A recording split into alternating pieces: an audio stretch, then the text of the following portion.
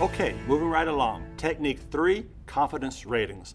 For most of our acquisitions, we want to be able to select an offeror that provides the best value and who will actually perform and deliver. Our selection process should provide us with confidence in the winner. We want to make our acquisitions faster, and for us to select the very best contractors for the work. We found that the traditional adjectival rating system, with 5 tiers and ratings dependent on the number of strengths and weaknesses, was slowing us down in our evaluation processes, and afterwards in our review processes. We wondered if we could make this process work better. We don't want an adjectival rating approach that ties our hands and takes away our subjectivity. We want to give the highest ratings to the best offers as a matter of first impression, without first having to count the strengths and weaknesses, and then have the rating being a function of that counting exercise.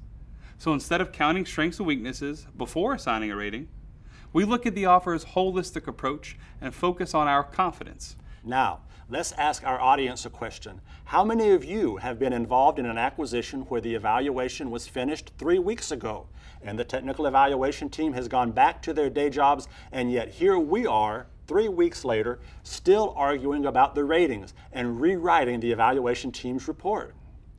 And since our real goal is selecting the best contractor for the work, the contractor who will actually provide the best value post-award, shouldn't we actually evaluate what we're looking for and evaluate our confidence that the offeror understands the requirement, proposes a sound approach, and will successfully perform the contract work? Put all of this together and you have a different adjectival rating scheme, confidence ratings. 3 tiers instead of 5, so it's simpler, and we can assign ratings in immediate consensus as a matter of evaluation team professional judgment without having the rating being driven by counting strengths and weaknesses. It's a very flexible approach. Remember that nothing we share is mandatory. If we share a technique that you like and it fits your acquisition, feel free to adopt it and use it. If we share a technique that you don't like and it doesn't fit, then don't use it. That's what we tell our teams when we coach. The CO, the procurement team, they make the decisions. We strongly feel that procurement innovation works best when it is voluntary. Many Homeland Security acquisition teams have used this technique and they really like it. It can make your process faster. Let us show you how. This technique works with either paper proposals or oral presentations. This technique works in any part of the FAR, including open market, schedule orders, fair opportunities, or simplified procurements. Now imagine that you have just finished reading a paper proposal and you made a few notes in the margins of the proposal. Or imagine you have just watched a video or oral presentation and you made a few notes on a notepad. You gather with the other evaluators in consensus to arrive at the consensus rating. The team chair or contracting officer asks everyone for their rating on a given factor, and all 3 evaluators say high confidence. Well, guess what? You have assigned the rating, and it took about 10 seconds to do it. Now you document, preferably using short bulleted statements, appropriate support for that rating, and you are done with evaluating that offer for that factor.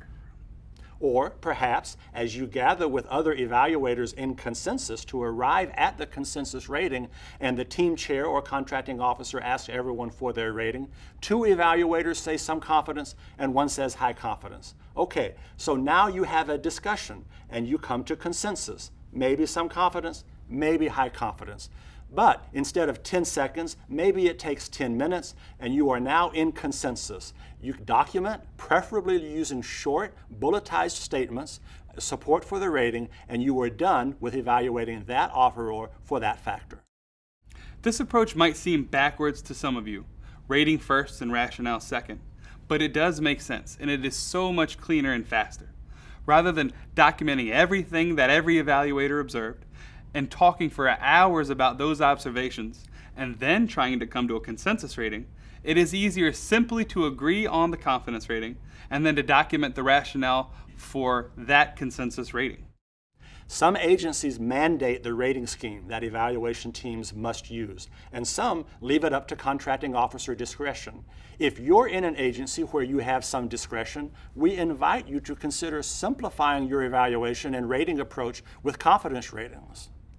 Confidence ratings are legal. The GAO has seen them many times. Trevor, we have heard some of our Homeland Security colleagues that they are uncomfortable with confidence ratings because they are subjective. Well, of course they're subjective. Even the 5-tier traditional adjectival rating system is subjective, but subjectivity is okay. Nothing in the FAR requires objective assessments of offer technical proposals. If you can objectively measure performance outcomes like speed, distance, weight, and so forth, that's fine. But for most of our acquisitions, especially for our service acquisitions, it is all subjective, and subjective evaluations are okay. That's right. The GAO has repeatedly told us that the professional and subjective judgment of evaluators are fine as a basis for our evaluation findings.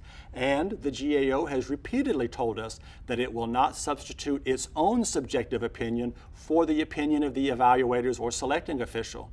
Confidence ratings may not fit for every acquisition, but if you think it will make your next acquisition a little faster, try it.